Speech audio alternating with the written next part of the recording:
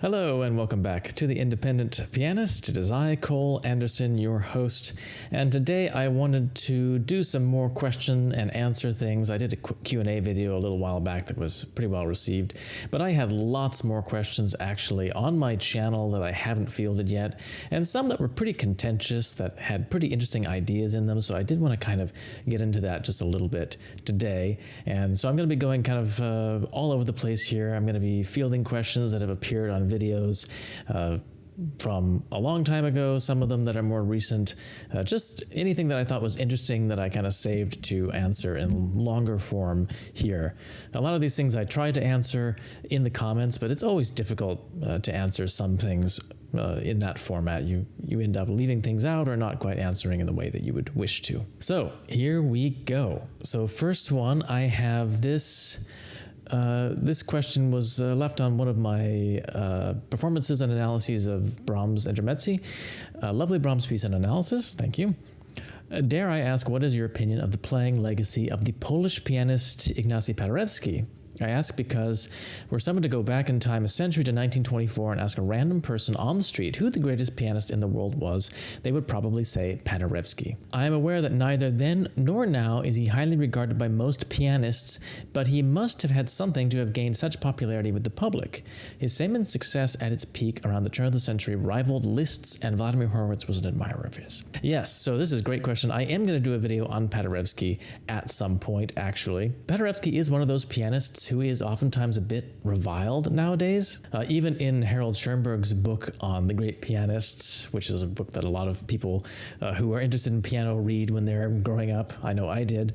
And I'm just as an aside, I'm planning to do a video about that book as well at some point. But even in that book, he had some kind of slighting things to say about Paderewski's technique being a little bit, or that Paderewski was kind of highlighting effect over actual content. Going back to his recordings with an open mind, it's actually interesting how good his playing really is. It's certainly true that there are moments where he is a little bit slapdash, or a little bit messy, particularly in his later recordings. I think it's probably a fact that he did continue playing past his prime. Actually, someone like Vladimir Horowitz, who was actually very hard on pianists, said that Paderewski actually had a lot of technique when he was in his prime and when he was really playing well. And actually, probably his heyday as a pianist would have been right around the turn of the century, even a little earlier than you mentioned in your comment, more around 1900 or so. And there were a lot of very critical artists who really admired Paderewski for his musical insight. And yes, also there was this kind of magnetic quality to his personality, but he really actually respected and understood the music he played to a high degree. So I'm always really impressed by this kind of nobility of character in his performances,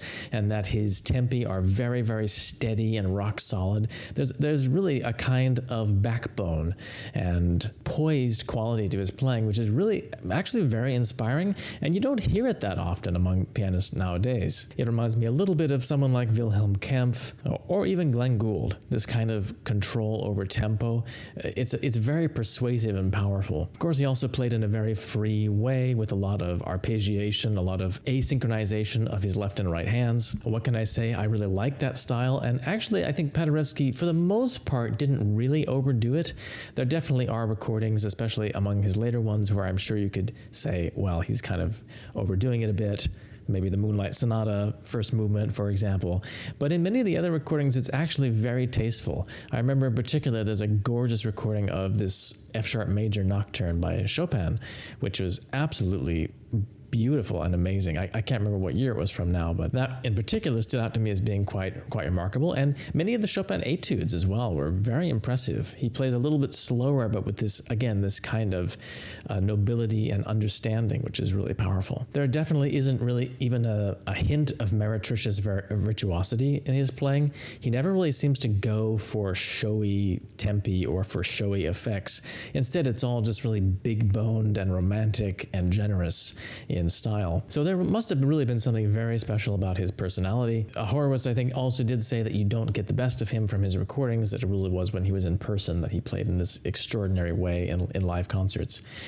But still, yeah, a really inspiring figure and a very interesting pianist. So I'm looking forward to talking more about him at some point. Oh, here's a comment from my Winter Wind Chopin Etude video.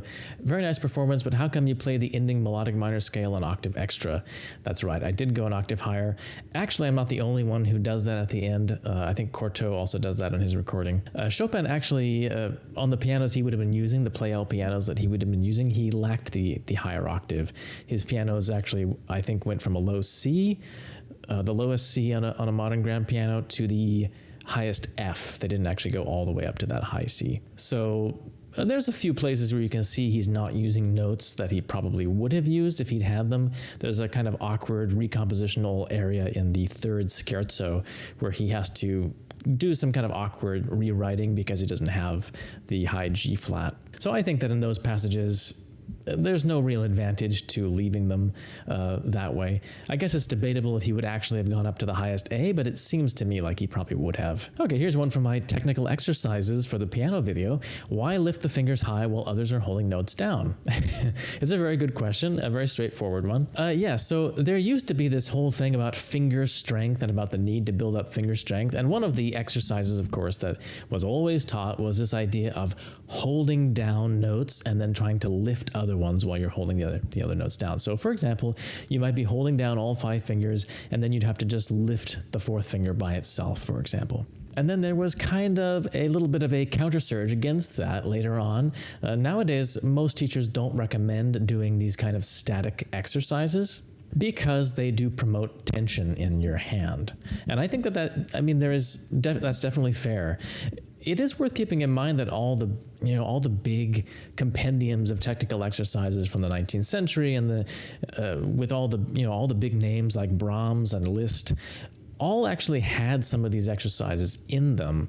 However, they were far from being the only thing that was recommended. In Liszt's book, there are some isolated exercises which do this. At the beginning of the book, he has some exercises on close hand positions, and then later on he has some exercises where the hand is in the diminished 7th position, where he also does this kind of thing with static holds and then moving other fingers. So I think that if this technique is applied in a very controlled way, it can be very handy, but you shouldn't really do it for too long a period at one time, because really it's recreating a type of situation which very rarely happens in piano repertoire.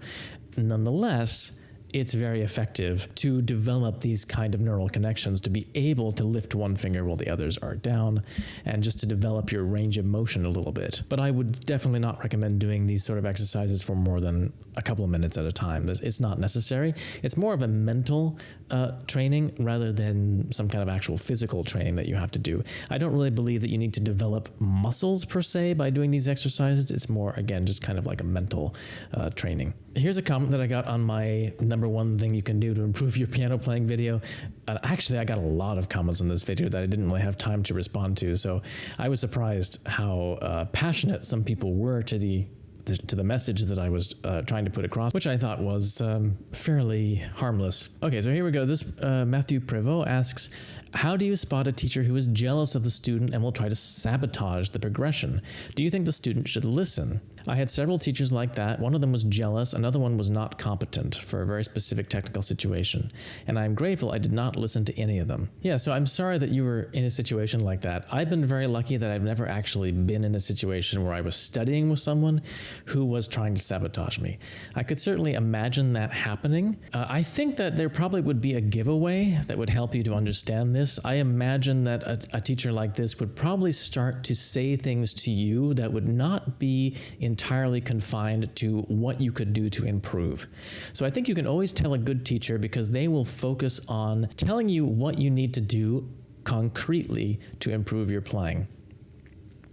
And they won't talk about these things as if it is a problem with you personally. They'll talk about them in a more abstract way, a way that's actually related to your technique, to what you're doing, and not to you as a person. So I think as soon as you get teachers who are starting to tell you that you are a certain way or that you are doing something or whatever, then you should maybe be a little bit careful. That is why I do say in the video that you need to find a teacher who you can really trust before you start listening to them. So that is a hard thing to do. You do need to, figure out how you can be sure that you can trust someone. And about someone not being competent, Yeah, that could be harder to decide.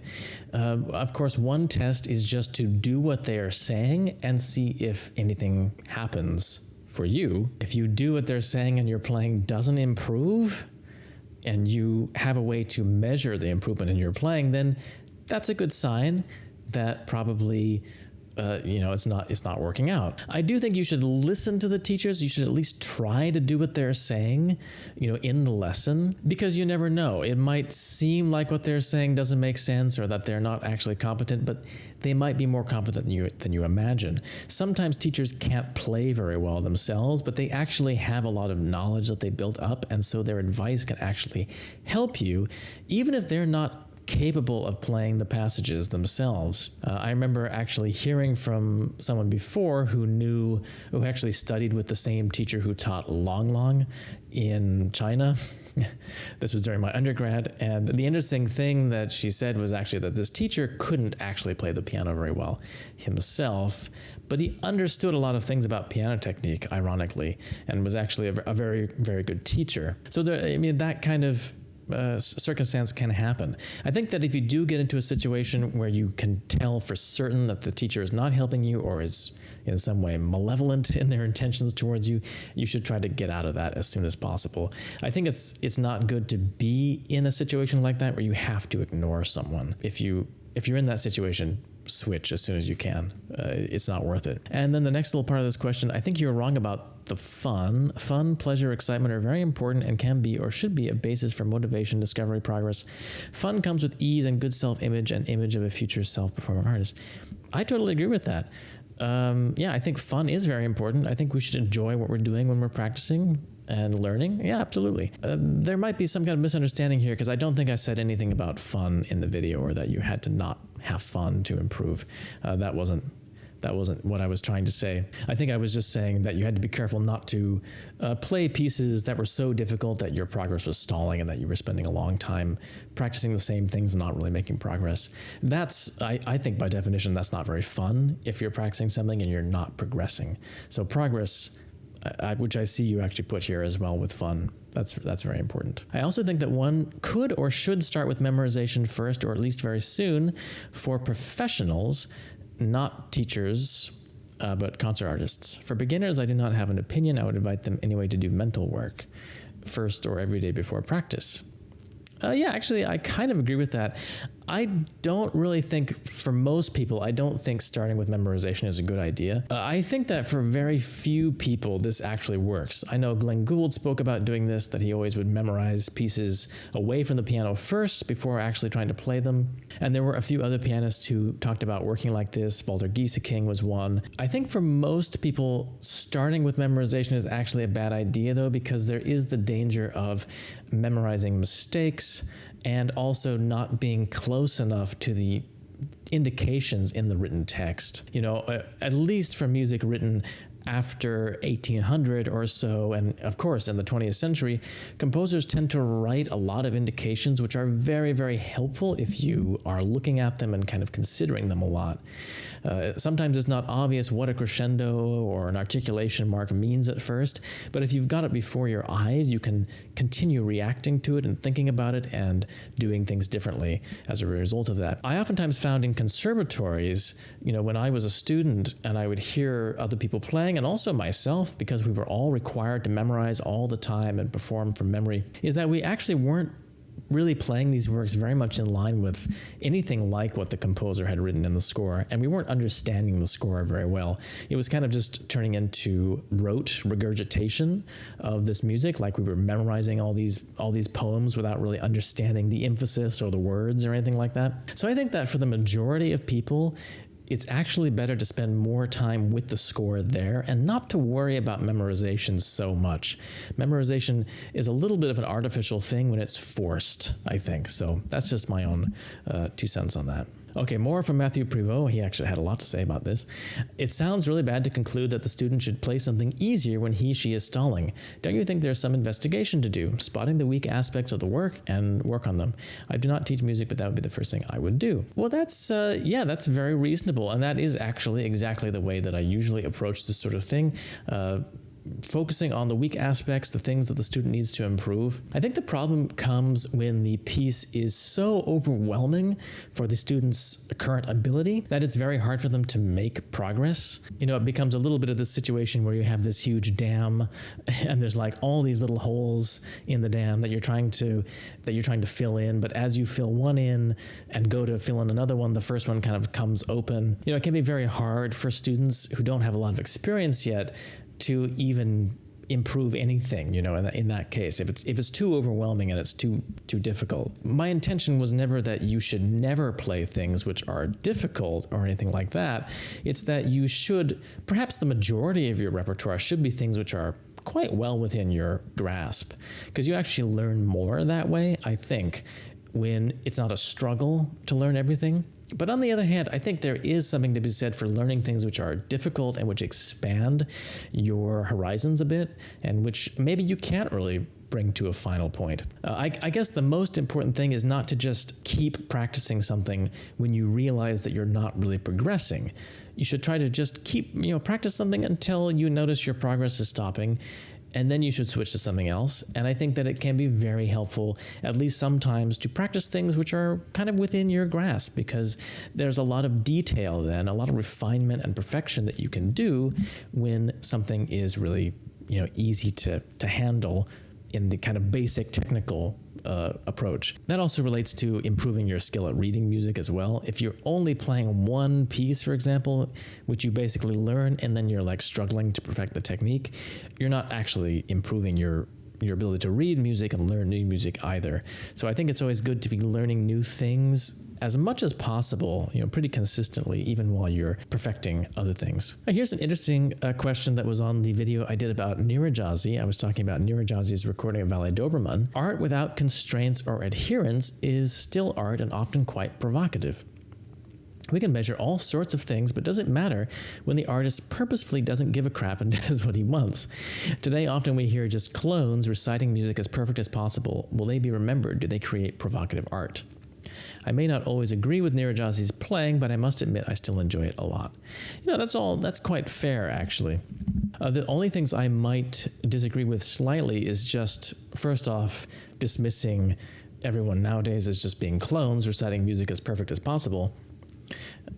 I actually think that there's a lot of variety that you can get in interpretation of a given piece of music without needing to change anything in the music itself. So, what we hear in Nirajazi's playing is that he's oftentimes giving kind of a general idea of the score, but there are many details which are very much at variance. Not just details of notes. There's lots of details of notes which are not the same as in the score that he's ostensibly playing from, but also details of expression and tempo and so forth. Many things that he's doing completely differently. And that's okay. That's definitely one thing that you can do. I'm just saying that maybe you're actually missing out on subtler forms of variety and subtler forms of originality when you're focusing on these big kinds of differences between performances. A version where someone plays in totally different tempi and misses lots of notes, that's one thing. On the other hand, what if you had two versions of the piece that actually, they basically play the same notes, but the way that they interpret tempi and phrasing and dynamics and so forth are so interesting and original, and maybe even in just subtle ways, that you get a totally different feeling from one interpretation and from the next one. And so that's the kind of variety of interpretation that is actually, it's another option out there, You don't always have to be extremely provocative to be interesting and original. I think that's worth acknowledging, actually. So I just want to put that out there, because I think that actually, if you know this piece, the difference between interpretations like Arau and Brendel and Richter and so forth, it's actually quite striking. And they're basically playing the piece as it's written, though. So not to say that there's not a place for the Nirajazis and Horowitzes and Volodoses and so forth, but I'm just saying that there is maybe focusing on the provocative, you miss some other subtler things, which are actually very wonderful as well. Also, I do want to point out that the idea of art without constraints is a little bit of a misnomer. Art always has some kind of constraint. Otherwise, it wouldn't really be definable at all. You know, you can't just point to a field and say, oh, that's art. You must have changed something or imposed some kind of alteration on something for there to be some kind of art happening. And in musical composition, we oftentimes think of it as being limits, self-imposed limits that the composer actually imposes in order to limit their options and thereby create something in the moment. So just an idea. I mean, we could get into philosophy on this for all time, but it's a very interesting comment, though. I was glad to see that because it's very interesting. And this one I just thought was funny. So I wanted to include it. What is music? And that's actually a very good question. What is music? I heard it described in many different ways, but I think that many people would say that music is humanly controlled sound. It's basically just sound that we have in some way put some kind of limiter on so that it can be considered to be separate from just plain sound. Now, of course, what that actually is it's a big topic. John Cage, of course, famously spoke about how much he loved pure sound, but still, in his musical experimentations, he was at least putting some kind of, there was some kind of personal element controlling the sound, even if it was a very loose one, as in the case of some of his aleatoric experiments. Of course, this doesn't even get into whale song or bird song. You could consider that to be music too, although in that case it's music from the point of view that we perceive it as music, not so much that the animals themselves are thinking of it as being music, at least as far as we know. Okay, so this is from a video I did about piano technique, playing as fast, how to play fast passages well. And this commenter talked about an interesting practice method they were using. Practice fast passages in a moderate tempo, but as soft as possible or even without sound at all. And they were surprised how effective this is if you play it again in normal speed and at a normal dynamic. Maybe this technique does not work for professional pianists, but for an intermediate player, it helps a lot. So actually, I've heard of this technique before and I've even used it myself, and it's been used by professionals. I forget now exactly the pianist. I would have known 5 years ago probably, but there was a pianist who talked about using this technique. And for them, what they did was to actually play all the notes, and actually to press the keys down, but silently.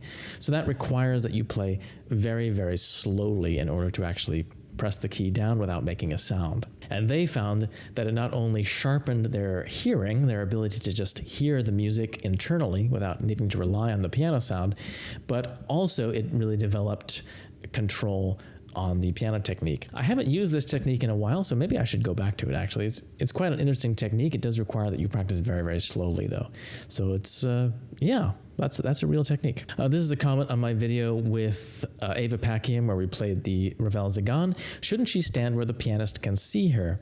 So she's kind of standing behind me here on the stage a little bit. Believe it or not, this is actually something that I really like. I like if violinists, for example, stand either directly in line with me, or they can even stand back a little bit, because it's actually very easy for me to see their bow, because all I have to do is use my peripheral vision or just look over slightly and I can see the tip of the bow. And that's really the only thing I usually have to see to really help me stay with them. Somehow it's actually a little bit harder for me if the violinist is standing, for example, in front of the piano, where some violinists do stand. I feel much more separated from their sound, and it's harder for me to quite see what they're doing with their bowing. And actually, I think this standing place is actually very good as well, because it's oftentimes actually more important for the violinist to be able to see the pianist easily. And if they're standing here, they can actually really see my hands very easily. So yeah, that's a good question. And people stand everywhere, but for me as a pianist, I actually like this positioning quite a bit. This was on my last video about Chopin's Opus 10 number 2 etude. And a lot of people actually talked about Dmitri Shishkin's interpretation, which I actually heard before I did this video, because I think it's the top hit you get on YouTube if you look up this etude. It's extremely fast, very technically impressive, and I have to say I didn't like it very much. So that's why I didn't talk about it on the channel. And this comment actually, I think, says it all. It's incredibly accurate, it's fast, he plays all the chords correctly. So what, from a certain point of view? It is very impressive if someone can play this etude really, really fast. I don't know if I could play it that fast, or there's many pianists who probably could not play it that fast. However, if you're really concerned with the deeper musical meaning of the piece and how it's really supposed to sound, how it sounds in a way which really affects the listener deeply, I don't think that interpretation is really one that I would count in that category. One of my old teachers used to say that interpretations like this, although very impressive, made the music sound a little bit like a cartoon or something like that, like the Looney Tunes. And that's a little bit maybe that's a little bit unfair, but to a certain degree I can see it. When you speed something up so far beyond what was its original intent for the music to be played, it does kind of have this almost sped up, jittery feeling to it, and it does give the music almost a comedic aspect. Not to say that's wrong, actually, because maybe the music should be comedic. That's not the way that I hear it, and I suspect it wasn't Chopin's intention because his own metronome marking is so different. There are several of these etudes where Chopin gives extremely fast metronome markings, but he actually didn't choose to do that in this one. So here's a question from an amateur pianist. This commenter is talking about having a great gift from memory, but struggling with sight reading scores to the point where learning a new piece is painful and slow, something like a Bach invention, which is technically nothing for me. Just reading it and piecing it together takes a very long time. Yeah, that's very understandable, and I've met pianists like you before as well. I totally sympathize. So this actually keys into something I was just talking about in this video. I think what you really need to do if you want to improve your sight reading ability and your ability to learn things, you have to practice learning things, actually. So probably you want to take things which are very, very simple, and you want to learn a lot of them in a short span of time so that you get practice at A, reading something which is totally new to you, and then B, learning it. It's hard to do that with larger scale pieces because it takes longer to learn them. That's just kind of how it goes. So you might need to actually work on things which are quite below your level of technique. Maybe simpler than a Bach invention even. Maybe something very easy like the pieces from Mozart's book that his father put together. There's this book of pieces that Mozart practiced when he was a kid that his father put together for him, or the Anna Magdalena notebook that Bach put together for his wife. The Schumann album for the young, things like that, which actually don't have a lot of counterpoint, which is also kind of difficult to learn and read. Bartók Microcosmos would be another good one that has a lot of things that you could learn pretty quickly because they're very short. So yeah, I think that is basically the secret, is to practice a lot of things which are easier like that you can just practice the skills you need to improve, which are sight reading and just learning a piece, and not be distracted with anything else. Another good thing to improve sight reading is to do chamber music and song accompaniments. Song accompaniments in particular are excellent practice, especially if you have a singer that you can practice with. Oh, this was a funny comment. This goes back to my video on Chopin Opus 10 number 2. So what happens if you play the top stave with the left hand, but ease your fingers for the chromatic scales, and play the bottom stave with the right hand? Well, if you literally reversed your hands for this etude, you probably would get some pretty severe back pain. And you'd have to really stretch your left hand over to try to keep playing while your right hand was bouncing those chords, so it probably wouldn't be practical. However, there actually is a version of this etude by Leopold Godowsky in which the left hand is doing exactly that. The left hand is playing this pattern, but with the thumb, third, and second fingers playing the 16th notes. And of course, the difficulty here is that there's so much going on with both hands at the same time, different rhythms, and all these crazy chords and so forth. But actually, it is quite a bit easier just to play that left-hand part than to play the original study. So it has been done, and yeah, that's also the form that this takes in Marc-André Hamelin's first etude from his set of etudes, the triple etude, has the same thing with the Opus 10 number 2 in the left hand. Okay, this was a quite violent comment I got against Hoffman in the Hoffman video I did. I included a little excerpt from Chopin's E-flat Nocturne, the famous one, and it was something that he did kind of a little bit bizarrely. And this person said, what Hoffman has done here with Chopin's Nocturne is simply disgusting. Generally speaking, even in today's new age, which has been re-educated to a pathological level of tolerance and consideration in which clear statements are supposed to be morally forbidden, there is nothing to relativize in many cases. There are many things which need to be clearly criticized or judged, etc., etc., etc. I actually totally disagree with this. I think that especially in music, where there is so much room for personality and for individuality, I think we need to be kind of careful not to just revert to subjective judgment, because that's all it really is. If you say that what Hoffman has done here is simply disgusting, that's just a value judgment, and there's no way that you can really say that that is objectively true. I would shy away from that kind of thing, because you're limiting your own awareness, you're limiting your own ability to enjoy highly varied interpretations, which is one of the great joys of living in the modern era, where we have so many versions of different pieces available to us. Every new version can give us a slightly new perspective on the piece that we're listening to, even if we do disagree with it heartily. I would probably also disagree with the idea that there's such a thing as a pathological level of tolerance and consideration. I think tolerance and consideration are simply positive attributes. If something is really pathological about that, then it probably has gone beyond tolerance and consideration into something different. And that's another conversation, of course, that would need to be had. But no, the more tolerance and consideration, I think, the better in today's world. I think that's exactly what we need. So anyway, just my own thought here. But I do recommend viewers out there to try to avoid just falling into these knee-jerk reactions. You know, when you hear something and you just say, oh, that's terrible, that's disgusting, you're kind of cutting off a far more interesting conversation that you could have, or a far more interesting thought process that you could follow. If you simply ask yourself, why do I find it so disgusting or bad? Then you start to have something where you can actually have a conversation, and it can be very interesting, and you can actually learn from it. Oh, this was just funny. On the same, on the video, Opus 10 number 2 video again. Chopin's hardest etude is Opus 25 number 6. Most pianists will tell you that. Then another user replies, no. Yes. Back and forth. Yeah, this is funny, of course. There's no point in having this argument, because there's no way to tell what the hardest etude actually is. I just say Opus 10 number 2 is because a lot of pianists do say that. But of course, I'm sure for some pianists, they won't find it that hard. Some will find it to be very, very difficult. Opus 25 number 6 is also very, very hard. In fact, the technique is kind of similar to Opus 10 number 2. It uses a lot of the same technique. When you play a scale in double thirds, or chromatic scale in double thirds, the way Chopin has it fingered, you're actually playing the same chromatic scale technique, where you're using 3, 4, and 5 for a chromatic scale. So it's actually related. I find that in Opus 25 number 6, there's a lot more passages where you can actually relax, and where it's actually not that difficult.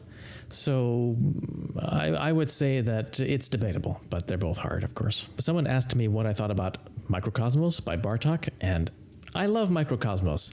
It's not really a set of exercises. I think this was on my video about exercises. They're actually little pieces, and they're ordered, of course, in ascending difficulty, and they make use of a lot of 20th century musical techniques. They're full of Bartók's unique musical language. So I think they're fantastic, and that would be a great book to work through, a great collection to work through, if you were really looking to improve your technique and your understanding of music. Oh yeah, this is a good one. I thought that this is actually an important issue. On the same video about Opus 10 number 2, there's nothing clever about cheating. To take Lisitsa seriously as a pianist is in itself unserious. This was because I noticed that Valentina Lisitsa, among others, plays Opus 10 number 2, sometimes omitting the middle note in the chords in the right hand. And I would actually disagree about this. I think there is something quite clever about cheating on the piano. Cheating, if you want to put it that way. I'll talk about that in just a moment. But if you can leave one note out, for example, in such a way that 99.9% of your audience is not going to notice, and it actually improves the musical interpretation of what you're doing, that's very clever indeed. Now, the piano is an extremely difficult instrument, and everyone's hands are a little bit different as well. So when you're trying to play something which maybe is very easy for someone else to play exactly as written, but for your hand, it doesn't work like that. And to actually get a good interpretation, you have to do some kind of alteration. Then I say absolutely do it. I think that the most important thing should always be the musical result. If the musical result is good, then you're basically allowed to take any means necessary. So this is one very limited occurrence where the ends actually do justify the means, oftentimes. Now, of course, if your main goal is to get the most technical benefit from playing this etude, then you don't want to do this because it is going to make the piece easier. And of course, it's also slightly changing the sound world. So again, I think that even pianists, most pianists would not notice this on their first hearing. If they just went to a concert and heard Valentina Lisitsa play this etude, most pianists are not going to notice that she's leaving out a couple notes here and there. Now, obviously, though, you would get more technical benefit from playing it exactly as Chopin wrote, and then you're also a little bit more in line with the exact sound that Chopin was going for.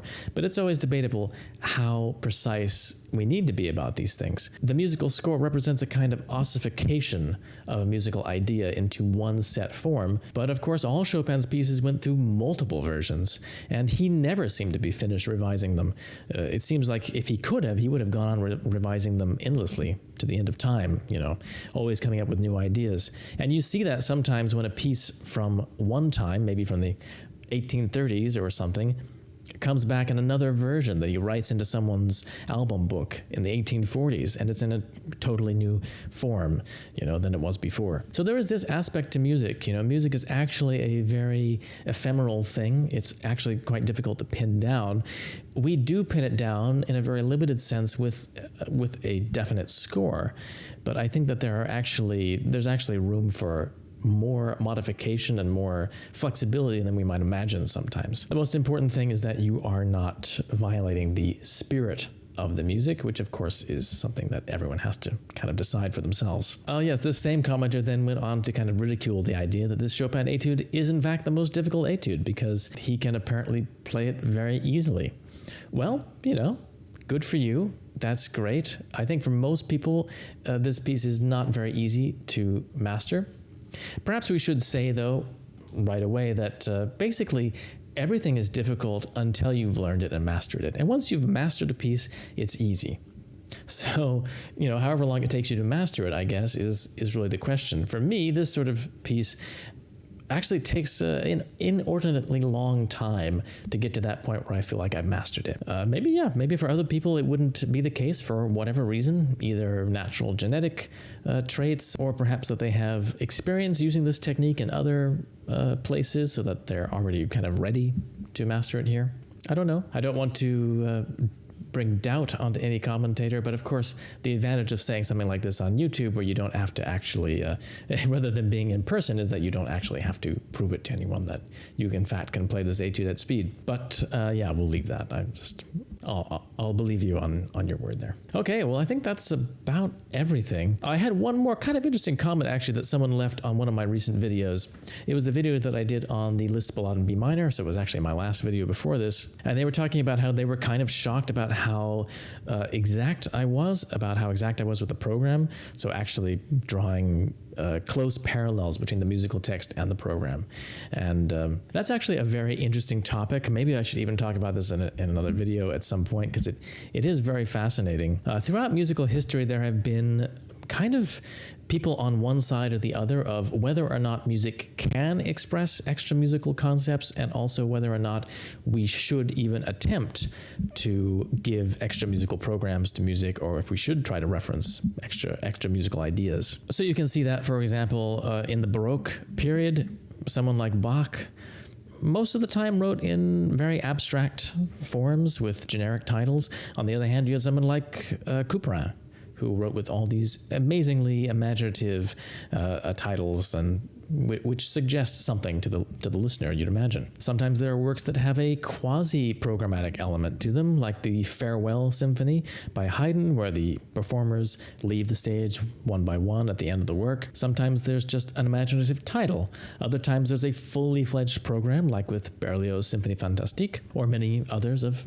Berlioz's works. It's kind of interesting where you have a piece like this, which is actually with a generic title and no program attached to it, but it has this kind of program floating around in the ether that Liszt's students talked about, and which actually fits the music really well. I'll just leave with a few thoughts about this.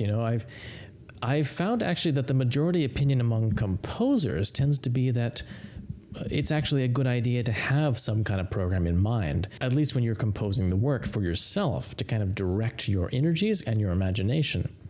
So Rachmaninoff always talked about having a program in mind for all of his works, which he never divulged, except on very rare occasions.